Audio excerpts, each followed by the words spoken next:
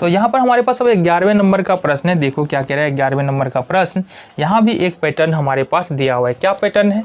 ये हमारे पास a है, देन a स्क्वायर है, देन AQ है, देन हमारे पास A4 है। बताना है क्या AP में है या AP में नहीं है। तो यहाँ से अगर तुम करो A2 माइनस A1, मानो ये है A1, ये है A2, ये है A3 और ये है A4। पहला पद, दूसरा पद, तीसरा पद, चौथा पद।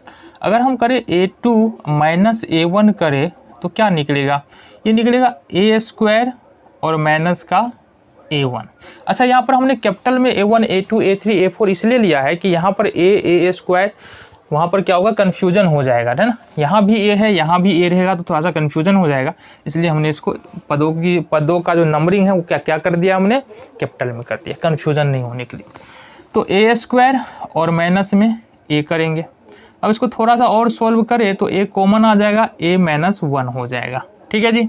फिर यहाँ पर अगर हम करें A3 माइनस A2 तो A3 है AQ और माइनस A स्क्वायर। A2 जो है वो क्या है, A स्क्वायर। इसको हम यहाँ से A कॉमन ले, A स्क्वायर, तो कितना आएगा, A माइनस 1 आ जाएगा। इसी तरह से A4 माइनस A3 करे तो यहाँ पर क्या आएगा, A पर पावर 4 और माइनस का देखो A3 कितना है, AQ यहाँ से कॉमन कर लेंगे तो A माइनस 1 आ जाएगा। यहाँ पर क्या देख रहे हैं, कॉमन डिफरेंस बराबर है क्या? हर जगह पर दो पदों के बीच का अंतर समान है। यहाँ पर A है, यहाँ पर A स्क्वायर है, यहाँ पर AQ है। हालांकि ये इक्वल है, A minus 1, A minus 1, A minus 1 equal है, लेकिन यहाँ पर A है, A स्क्वायर है, AQ, मतलब कहीं ना कहीं ये बराबर नहीं है। तो क्या लिखेंगे यहाँ,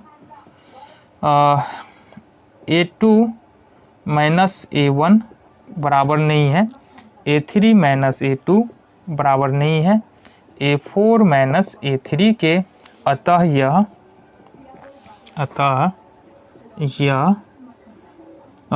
प्रतिरूप AP में नहीं है, AP में नहीं है। ठीक है, यह AP में नहीं होगा। अगला प्रश्न देखिए जी, अगला हो गया 11वें के बाद 12वें नंबर का प्रश्न। देखो यहाँ पर 12वें नंबर का प्रश्न है तुम्हारा, क्या है देखो यहाँ से क्या है प्रश्न तुम्हारे पास, √2 √8 √2 √8 √18 और √32। गौर से देखना, यहाँ पर हम कुछ करेंगे, वहाँ पर समझो बात को। देखो गौर से, ये √2 है, √8 को लिख सकते हैं 2 गुने 4 रूट के अंदर में ही, √18 को लिख सकते हैं 2 गुने 9 और √32 को लिख सकते हैं 16 गुने 2। क्या लिख सकते हैं, 16 गुने 2। हमने ऐसा क्यों किया, देखो समझो यहाँ से, √2 का √2 हो जाएगा, ठीक है, √2, और 4 का वर्गमूल निकल रहा है, मतलब 4 का वर्गमूल कितना होगा, 2, तो ये बाहर निकल के आ जाएगा 2√2। ठीक है, फिर 9 का वर्गमूल निकालेंगे तो 3, ये बाहर निकल के आ जाएगा 3√2। फिर यहाँ पर 4 का वर्गमूल निकालेंगे तो 16 का वर्गमूल निकालेंगे 4 हो जाएगा, तो ये हो गया 4√2। जो AP का तुमको टर्म बन रहा है ना, ऊपर वाले को मत देखो, अब इसको देखो, तुम इसको देखो, ये तुम्हारे AP का पद है, AP का टर्म है। अब देखेंगे यहाँ पर ये A1 हो गया, ये A2 हो गया, ये A3 हो गया और ये A4 हो गया। चेक करना है क्या यह AP में है या नहीं है, तो बिल्कुल आसान तरीका है। अब क्या कर लेंगे जी, A2 माइनस A1 करेंगे।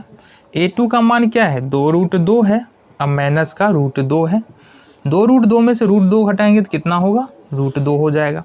फिर यहाँ पर करेंगे A3 माइनस A2, A3 का मान है 3√2 और माइनस में 2√2, 3√2 में से 2√2 घटा देते हैं तो फिर भी हमको कितना आ रहा है, √2 ही आ रहा है। फिर यहाँ पर करेंगे A4 माइनस A3, तो यहाँ पर 4√2, A4 4√2 है, माइनस में करेंगे 3√2, तो 4 में से 3 यहाँ भी निकल रहा है √2। यानी कि सार्वांतर दो पदों के बीच का अंतर जो है हर जगह क्या है, समान है। जब भी ऐसा हो जाता है तो क्या होता है, यहाँ पर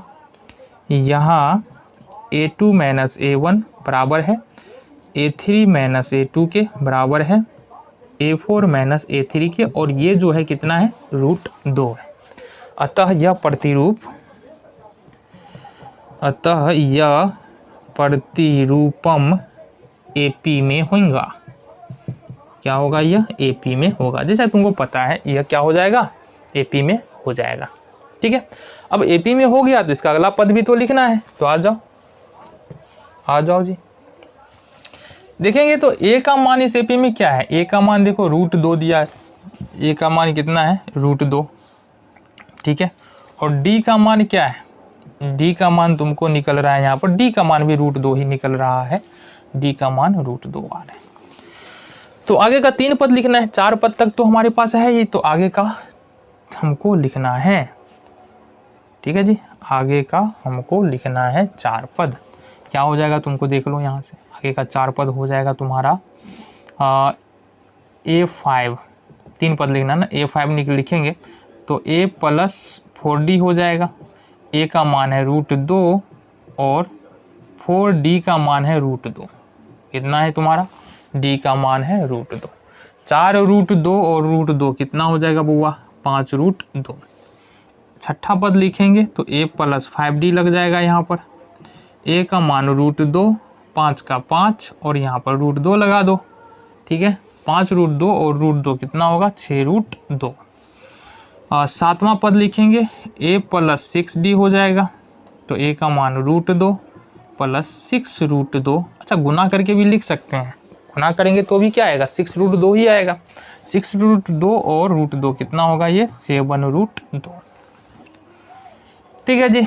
अच्छा देखो, ऐसा आंसर हो सकता है तुम्हारे बुक में नहीं हो, इससे डिफरेंस आंसर भी आ सकता है।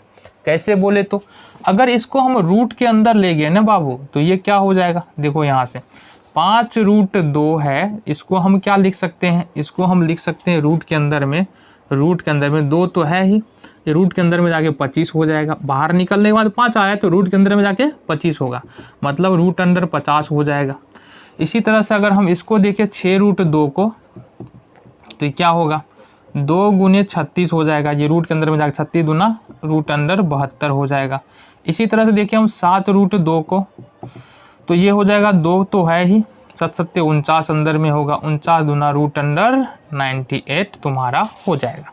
तो हो सकता है तुम्हारा ये अगला 3 पद में ये भी हो सकता है और ये भी हो सकता है। चेक करना क्या दिया हुआ है और बताना। ठीक है, अगले प्रश्न को देखें, कितना नंबर हो जाएगा, 12वें नंबर का हो गया जी हमारा। 13वें नंबर का प्रश्न देखो यहाँ से क्या है, 13वें नंबर का प्रश्न है हमारे पास, √3, √6, √9 और √12। एक बात बता दो यार, ये A1 है, ये A2 है, A3 है और ये A4 है।